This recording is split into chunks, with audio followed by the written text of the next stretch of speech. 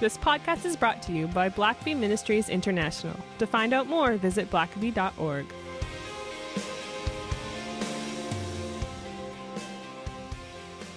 Well, welcome to the Richard Blackaby Leadership Podcast. My name is Sam. I'm your host, and we've got a great show today. Welcome, Richard. It's good to be with you, Sam. We do these every once in a while. We'll look at a leader back in history and just see what we can learn. And it's always a fascinating experience to go dig back into the life of some of the great leaders of our time. I think we've done, we've probably done almost 10 now. Yeah. Just some great... there's lots more to come. Oh, Sam. yeah, lots more to come. We've done C.H. Spurgeon. We've done Churchill. Washington, Lincoln. Grant. Yeah. So we've got political, presidential, business. We did Rockefeller. Morgan. Yeah, J.P. Morgan. And today we're sticking with the Christian leader, I guess you could say. Mm-hmm. We've got D.L. Moody. Yeah. On deck here, and it's fascinating always to look at these guys' lives. And so maybe let's start with why should we look at D.L. Moody as a leadership figure? Well, I've got to tell you, I have a few favorites in my, I love biographies, as you know, and I've got lots of them, but there's probably half a dozen people that are just extra special to me, and Moody is one of those. He's in my favorites category. Just always has been. There's a great biography, kind of based this talk on, by John Pollock. It's just a well written biography. It's actually endorsed by Billy Graham. Says it's the best. Biography on Moody that he's aware of. I really enjoyed it. It's one of those books that just inspires you as you read, and kind of just if you look at his life, just why study him. On the fly leaf here, it says that he dies in, I think, about 1899. So he dies before the 1900s begin, but still, it's estimated that he traveled around 1 million miles. Wow! And to think he didn't earn any air miles for that, but I know, what a shame. But he traveled about 1 million miles, and it's estimated that he preached to more than 100 million people. Wow! In fact, it's basically it's pretty well assumed or understood that until the advent of Billy Graham, D.L. Moody may well have been the greatest evangelist in terms of just the number of converts. It's estimated that over 1 million people were converted under his ministry, and besides that, something that just strikes me, and I just no way I don't have time to list it all, but Moody was the kind of guy that not only did he do a lot, but he became a catalyst for all kinds of other movements. Yeah. And when you read his story, you're constantly coming across famous Christian leaders, and you realize, they were converted under Moody's ministry, or they were students at Cambridge and were converted and ended up being missionaries in China later, or started, or they started a publishing company, or they started a Christian movement, but they were inspired by Moody. Of course, there's Church of Moody Bible Institute and the Moody Church and Moody Press, and all manner of different organizations that were birthed, and so you look at his life, and you don't just look at what he individually did, but he just had a way of just inspiring other people, and tons of people. Someone like an F.B. Meyer, that some people may be familiar with, became quite an influential British pastor, wrote over 70 books, very influential in his day. But he would say that he was just sort of a stodgy British minister until he came across Moody's style of ministry and passion for the Lord, and it transformed F.B. Meyer. And many of the great leaders of that era, the early 20th century, would say that being exposed to Moody completely transformed their ministry and their leadership and took it to another level. So, well, and I think that's interesting because so often, we'll look at a leader and maybe they led their organization very well, and they led themselves well, and they led their followers well. But I think really the mark of a great leader is one when you can look back at their leadership and see there's a lot of other leaders and things that blossomed out of their leadership, essentially. Yeah. And I think that's really remarkable because in some ways it's easy to lead something, but I think it's so much harder to lead in a way that generates more leadership coming from behind you. and it lasts beyond you, and it can, 100 years later there's still people Moody Institute carrying on, and still respecting and revering the name.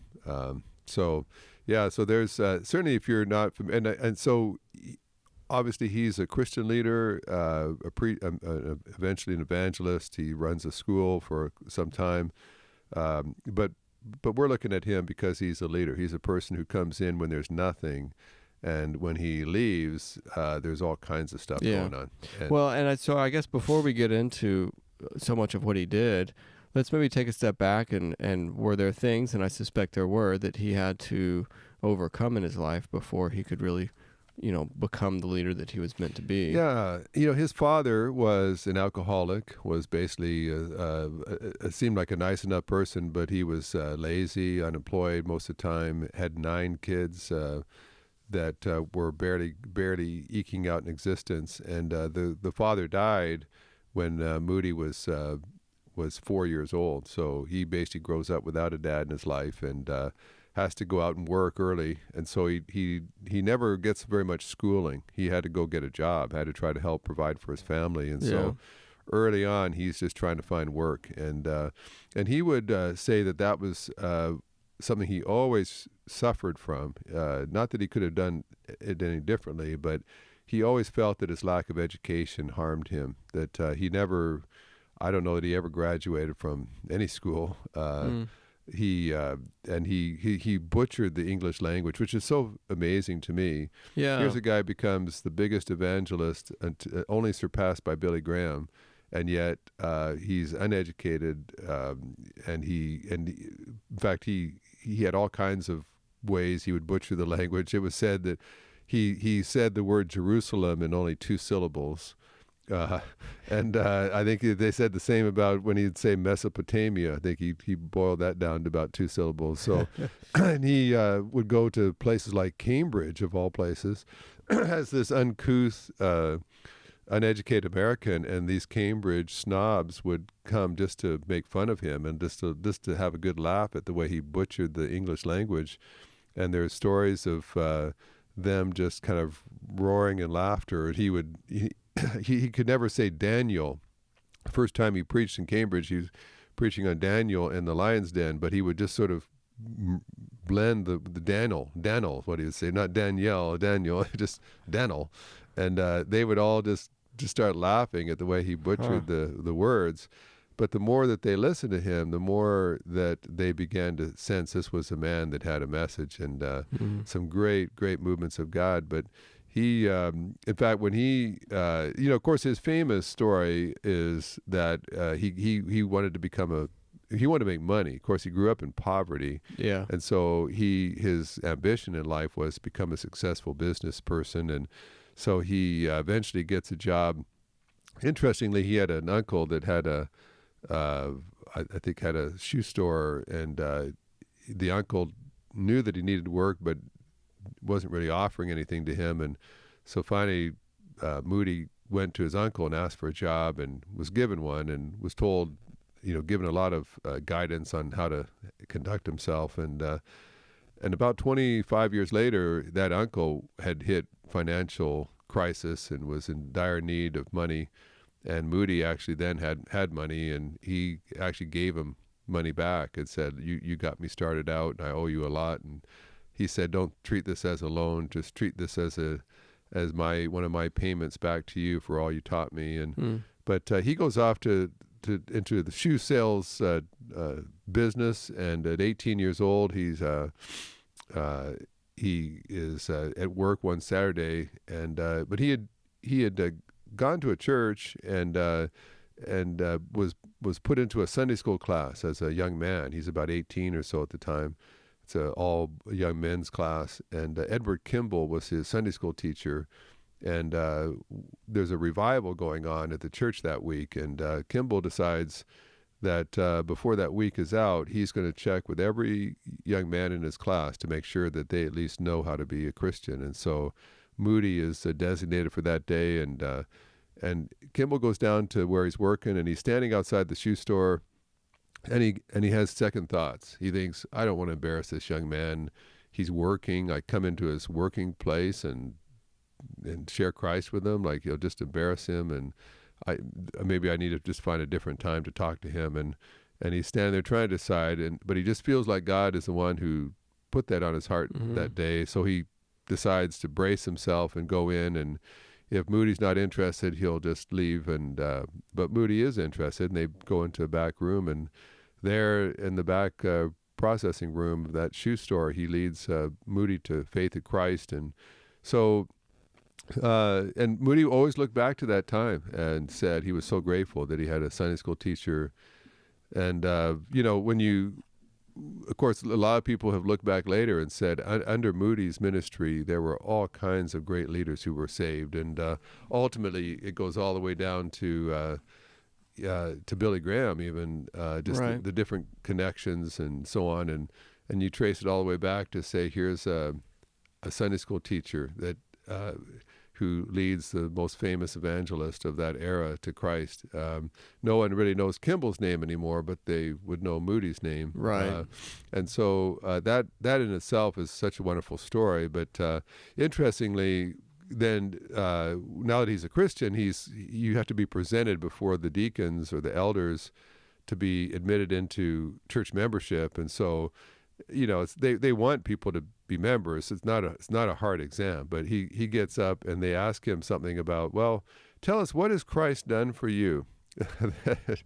What important thing has Jesus done on your behalf? And Moody said, I don't know. I think Christ has done some good things, but I don't think of anything particular as I know of. And so he's one of the only people who fails the church admission test. That's funny. They have to have him come back later. It's like he's given his life. We're going to give you a study guide. Yeah, it's like Take this home. You don't even know for sure what Christ has done, but so maybe we better hold off on that. But so but Moody is one of those passionate kind of guys that even though he doesn't, he's just pretty ignorant, honestly, to start with. As he sort of is just starting out in church, he would get he was always passionate and enthusiastic. And so he would, as he's discovering stuff for the first time, he would be all excited. He'd want to share it. And so he'd go to their church prayer meeting where people would share things. And he would get up and he would start sharing stuff. And he said, I would notice the adults, people, like their shoulders would be squirming when I was talking. And basically he was so hard to understand. He so butchered the language. He turned 4-syllable words into 2-syllable words. And so it was just, finally someone just had to politely ask him not to speak in public until he had a better mastery of the English language. And of course, to me, that's just so fascinating to think. And yet this is the guy who will be the greatest speaker, the most sought after pulpiteer of his day. But as he starts out, and so he doesn't ever go to seminary, and typically you didn't get ordained until you graduated from seminary, and so he doesn't get ordained, and it's a choice he ultimately makes not to identify himself with a particular denomination, to say I'm Baptist or Presbyterian or whatever, and some people said, well, you'll never be admitted anywhere. Nobody will want you because you haven't aligned yourself with a particular group. But what happens is that helps him as he does worldwide meetings and things, because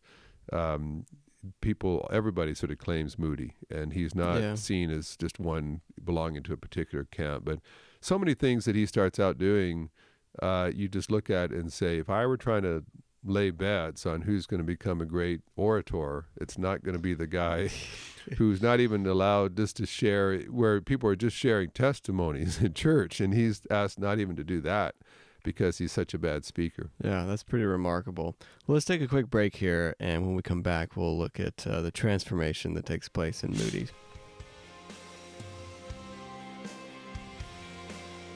Now more than ever, the world needs great leaders. As a leader, now is the time for you to have a much-needed retreat that will bring fresh energy, new ideas, and practical insights to become a more effective leader in this new day. Registration is now open for the online leadership retreat. Use code Blackaby10, that's Blackaby and the numbers 10, to receive 10% off your registration fee. All sessions have been pre-recorded and will be available starting August 12th.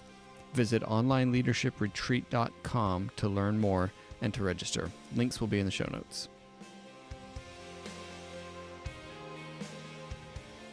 Well, Richard, it's not looking good for Moody. His future looks bleak. If he's going to go on and become one of the greatest evangelists the world's ever known, he certainly got off to a rocky start. Yeah, I did. And, but the thing about Moody is that there's just a series of divine appointments, it seems, that he has, where God will bring just the right person around his life.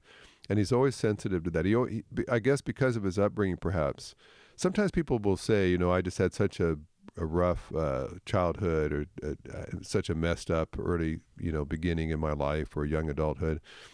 But for people like Moody, what that did is it always gave him a certain humility. It kept his feet grounded. And we've seen that with a number of these biographies, that instead of just feeling insecure and lacking confidence, it just made you realize that everything that was happening in your life was because of God. And so just to keep your focus on him. Yeah. And that's really what Moody would do. And so early on when and I just love the passion of Moody. And I'll tell you, I've been around a lot of pastors, and a lot of times I'll be around some folks, and they're good people, but just not much is happening in their church, their ministry.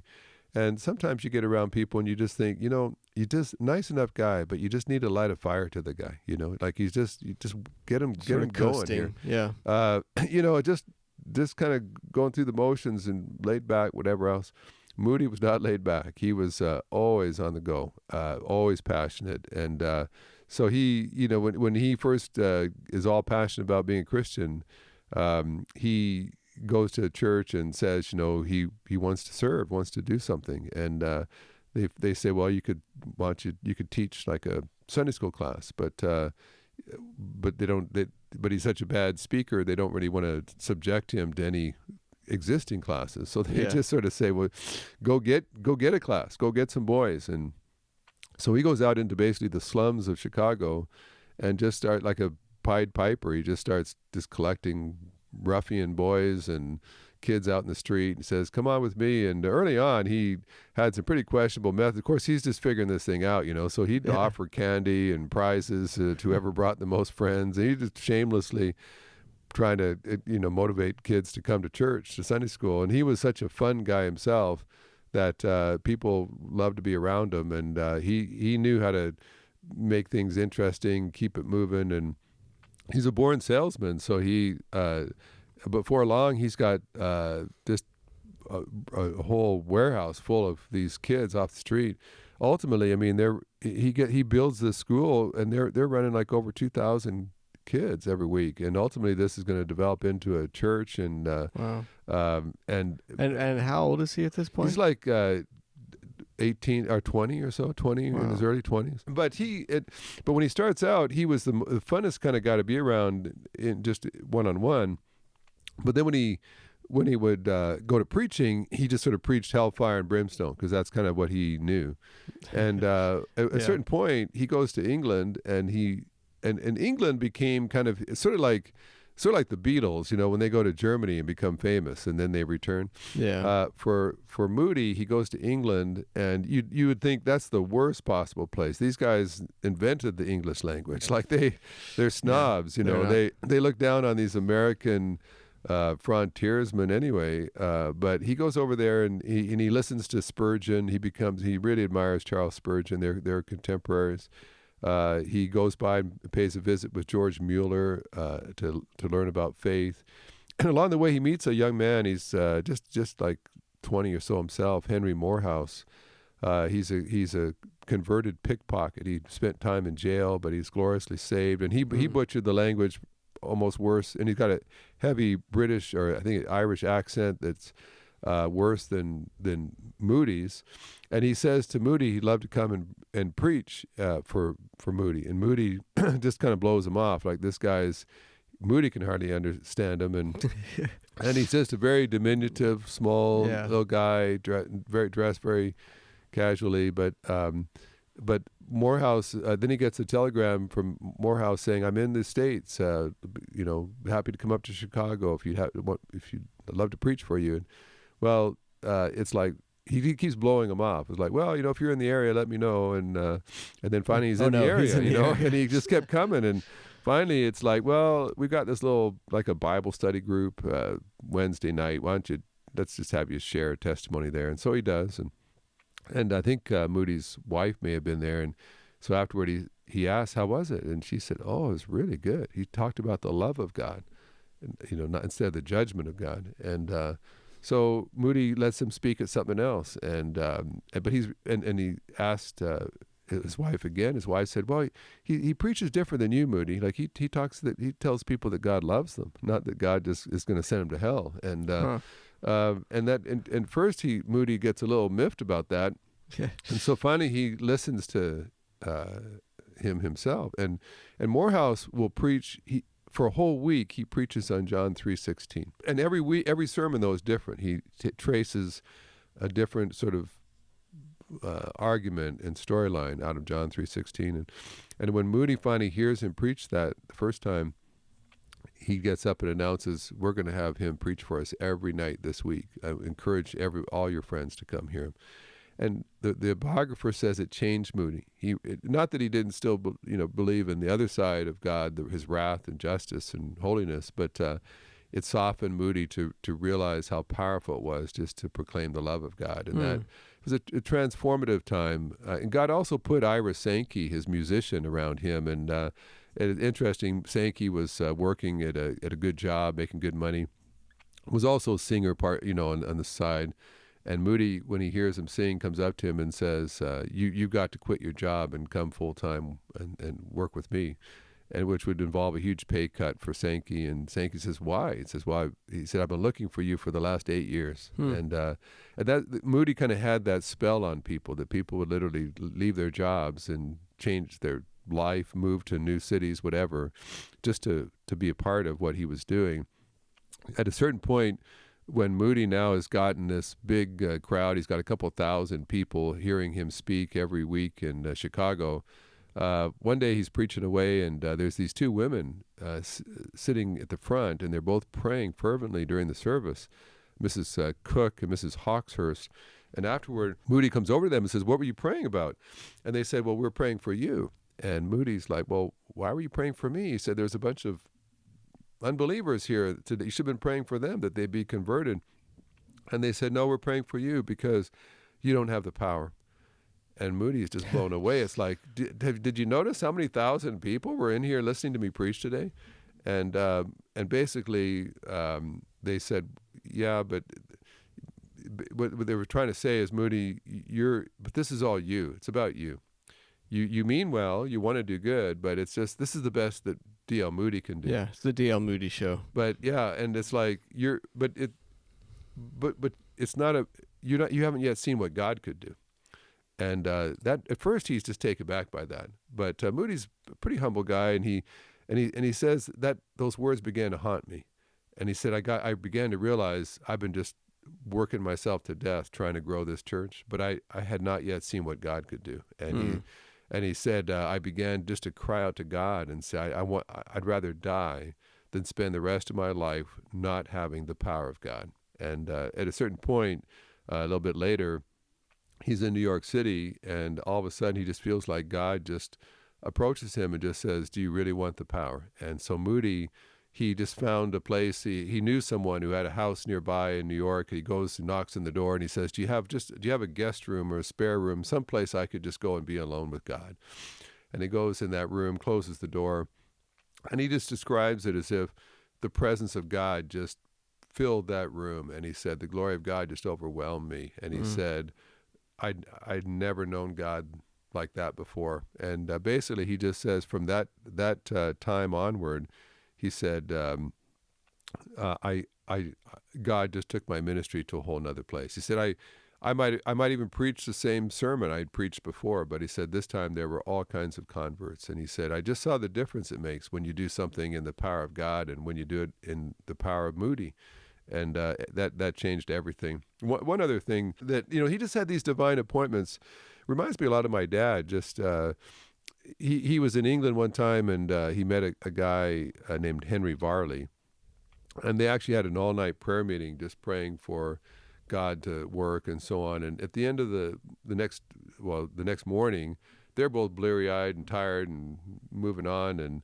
And just kind of as a casual statement, Henry Varley says, Moody, the world has yet to see what God will do with a man fully consecrated to him. Varley forgot he even said that soon afterward, but that stuck with Moody. And Moody just couldn't get it out of his mind to say the one thing that separates someone from being used powerfully of God is how surrendered you are. And he said, the more surrendered you are to God, the less that you can get in the way of what God wants to do in your life, the more God can do. And he just made a commitment and said, I want to be that man. I want to be the person that was more surrendered to you than anyone else who's ever lived in history. And of course, looking back, you would say, well, he probably wasn't 100% surrendered because he was a human being and flesh and blood, but he became the greatest evangelist, perhaps, in history up to that point. That there were those key moments where there'd be a conversation or something said, and it would change the whole trajectory of his life and ministry. And so many stories that you could look at. For instance, at one point he comes to England, and he doesn't have any appointments. No one has scheduled him to speak. It's kind of earlier on in his ministry, and he doesn't really know what to do, and so he just kind of says, "Well, God, I'm not going to just knock on doors and try to promote myself. Just show me if there's nothing for me to do, I'll just book a passage back to America." And so he goes to this pastor's meeting just to have fellowship with other pastors in the area, and this pastor says, "Well, I'm in the Arundel Congregational Church. Why don't you come preach at my church this Sunday morning and night?" Well, it's not a very spectacular church, but it's the only invitation he has. So he goes there and he preaches in the morning, and things nothing spectacular happens. It's just an ordinary service. They're polite, but no movement of God or anything that he can tell. In fact, when he leaves, he actually considers canceling the evening service. He just thinks, well, this doesn't seem to be where God's working. But what he doesn't know is that there's a young girl that is in that service, and she goes home, and she has an invalid sister that can't get out of bed. She's a saintly young girl that just prays a lot in her bed in her room and reads and studies her Bible. And so the sister comes back from church and goes and tells her invalid sister. The sister's name is Marianne Adelard. And she says to Marianne, "We had this American come today, preach." And her sister says, "Well, what was his name?" And the sister says, "Well, it was Dwight Moody from Chicago." And Marianne Adelard gets all excited, and she says, "God's answered my prayers." And her sister says, "What are you talking about?" And Marianne reaches under her pillow, and she has an article from the paper about D.L. Moody. And she'd read about D.L. Moody preaching in America, and in her heart, she just felt that that's what God needed for her church. And so she would pray every day for God to bring D.L. Moody to speak at her church. Wow. And didn't even know that he was going to do that till after he had. Well, that night, Moody preaches again, and when he gets to the end of the service, he just feels led to say, if any of you would like to give your life to Christ and go to a back room and speak with a counselor, would you just stand up? Well, a couple of hundred people stand up, and Moody thinks that they must not have understood what he said, and so he has them all sit down, and he says, "No, what I'm asking is," and he's trying to use his best English he can, is if you would like to go back in the back room, speak to a counselor, and pray and ask Christ to forgive you of your sin and so on, then only then do I want you to stand up. Well, more people stand up than the first time. He makes them sit down again, and he makes it as hard as he can. And every time he does that, more people stand up. Well, over 400 people pray to receive Christ. And so he stays that week, and a movement begins and then, of course, he gets asked to speak in church after church after church. And ultimately, he ends up spending 2 years in England just preaching and meeting all the influential people there. And by the time he comes back to the States, he's become a world-renowned speaker. And the other thing that's interesting, too, is that he builds this big church in Chicago, and he's just going like crazy. And then the Great Chicago Fire strikes, and it burns down his house, burns down his church. And he ultimately rebuilds it, but he feels kind of released from that after that. And he still is technically the pastor and the leader there, but he begins to bring in associates to lead a bunch of that. And it's almost as if that frees him up to become a world evangelist now. He doesn't feel tied to just pastoring that one church anymore. He's seen how quickly it could burn to the ground and be done. And so what seems like a disaster, your whole church building burns down, actually is God's way of releasing him to an international ministry. Wow. And so many things he does. He's a humble guy. He says some things that are funny. He one time talked about people that had these long, drawn-out prayers. He says, "I tell you, friends, some people's prayers need to be cut at both ends and set fire to in the middle." And there's times where he'll just one last maybe story. He'll start a pastor's conference. A lot of these things he starts are carrying on even to this day.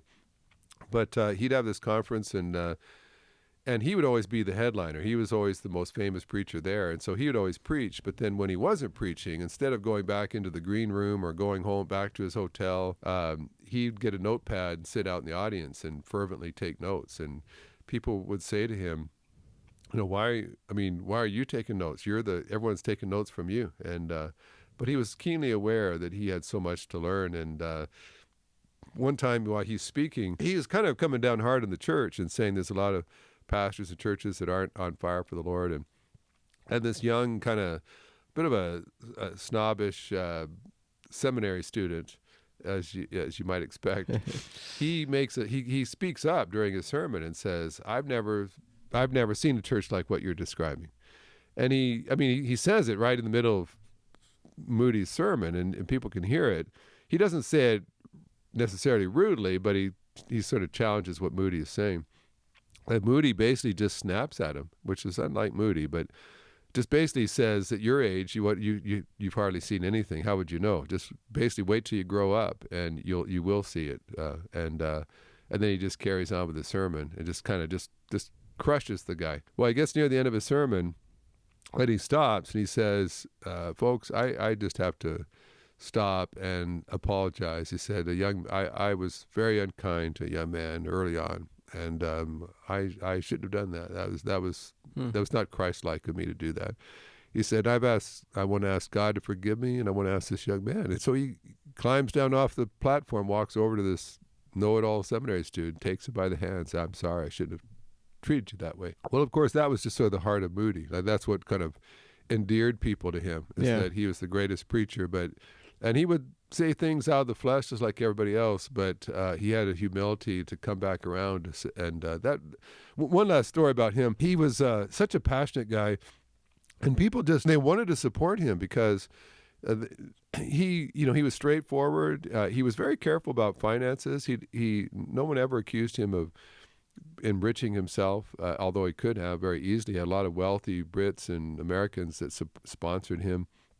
He would sign away all kinds of rights to finances to help support schools and other things. But at one point, Cyrus McCormick is a big inventor of some farming equipment in the Chicago area, and he was enamored with Moody, and so he gave a lot of money to support his projects. And at one point, Moody needed some money for a school he was trying to develop, and so he went to McCormick his house and he said, I need $1,000. And this is, in the late 1800s. That's a lot of money. Yeah. And McCormick said, DL said, I've already given you thousands and thousands of dollars just even recently. I can't believe you're coming back for another 1,000.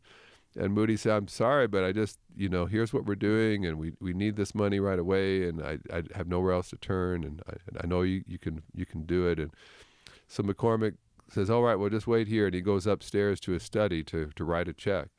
And as soon as he does that, Moody is smitten because he really needed $2,000. He just didn't have the nerve to ask for two. And so, but he realizes, I just didn't have enough faith. I should have asked for two.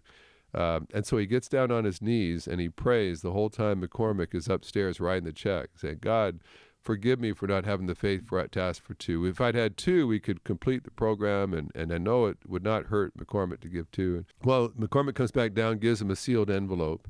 And so Moody thanks him and takes off, and he runs over and he goes he knocks on the door of a pastor friend who lived nearby, and he hands him the envelope, and he says, open that up, see if there's not $2,000 in there.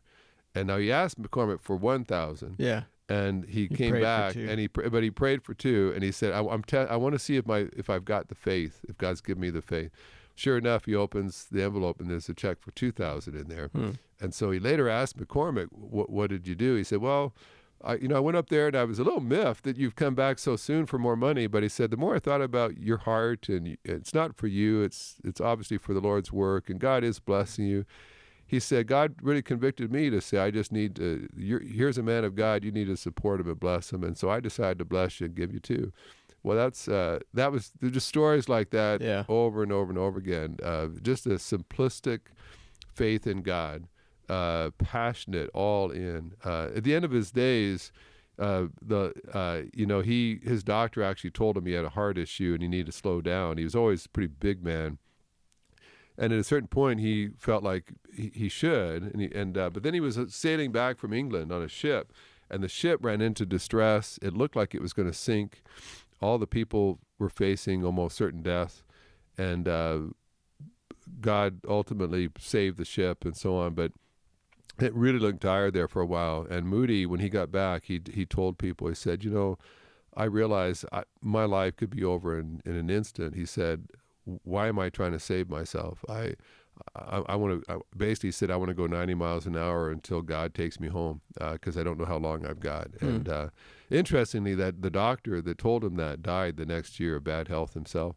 And Moody lived on and did some of his greatest work in his final years. And he dies, not an old man, certainly, but a man that, to this day, 100 plus years later, still, you can't go anywhere in the world without feeling the impact of his life. Well, these are always a pleasure to sit down and look at these leaders from the past, and D.L. Moody is certainly one for the books. Yeah, and I encourage you to read his biography. Yeah, it's a great read. We'll leave links to that in the show notes so you can pick up your copy of that biography and get the full picture. But that'll be it for now. Thanks for listening to the podcast. If this is something you enjoyed, it really makes a difference if you leave a review and a 5-star rating on Apple Podcasts or wherever you listen. Don't forget to subscribe and share with your friends. We always love hearing from our listeners, so email us at podcast@blackaby.org.